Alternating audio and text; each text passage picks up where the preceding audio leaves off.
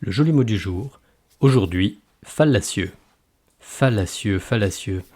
J'espère que votre radio est calée sur la bonne fréquence, qu'il n'y a pas d'interférence ou de brouillage du son, sans quoi vous pourriez mal interpréter mon propos du jour. J'ai bien dit fallacieux, et non pas ce que vous croyez, bande de voyous rompus à mes jeux de mots savonneux. Vous aimeriez me couper l'herbe sous le pied, me l'ôter de la bouche. Eh bien non, je ne tomberai pas dans le piège fallacieux que vous me tendez. Quand bien même vous vous abaisseriez à genoux devant moi pour me supplier, me faire craquer. Alors, fallacieux, avec 2 L, comme dans Fellini, ça me dit quelque chose.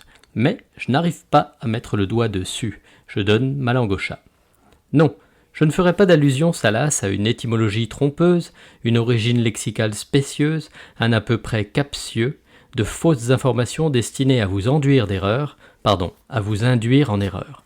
Pour ça, comme le chantait Jean-Jacques Goldman, « Compte pas sur moi », ce n'est pas du tout mon genre. Au lieu de quoi, restons sérieux quelques minutes, comme de coutume, n'est-ce pas? Et j'étais, une seule fois, dans cette chronique du joli mot du jour, autrement que sérieux?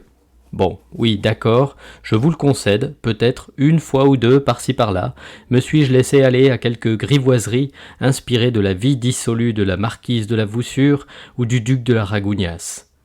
Un jour, tiens, il faudra que je vous la raconte en long et en large, la vie de ces débris de l'aristocratie française qui, en matière de tromperie, sont de beaux spécimens. On croit qu'ils sont aristos? Que nenni, l'apparence est trompeuse, fallacieuse. Bref, ce n'est pas le propos du jour. Alors, d'où vient cet adjectif fallacieux? Du latin, mesdames, messieurs, du latin fallacia, qui signifie la tromperie, et qui a donné fallaciosus. Ah, vous voyez bien? Mais non, je ne l'ai pas dit, vous ne l'avez pas entendu, nous sommes quittes. Ainsi, fallacieux signifie qui cherche à nuire, à tromper. Oui, justement, à tromper.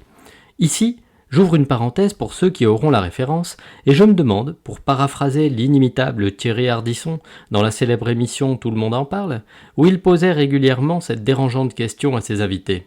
Est-ce que bip bip s'est trompé? N'était-ce pas le type même de la question fallacieuse? La question perfide sur laquelle on dérape forcément? Fallacieux est donc souvent employé dans les expressions liées au discours, à l'argumentation. On parlera des propos fallacieux, des promesses fallacieuses. On pourrait dire à quelqu'un que son raisonnement est fallacieux.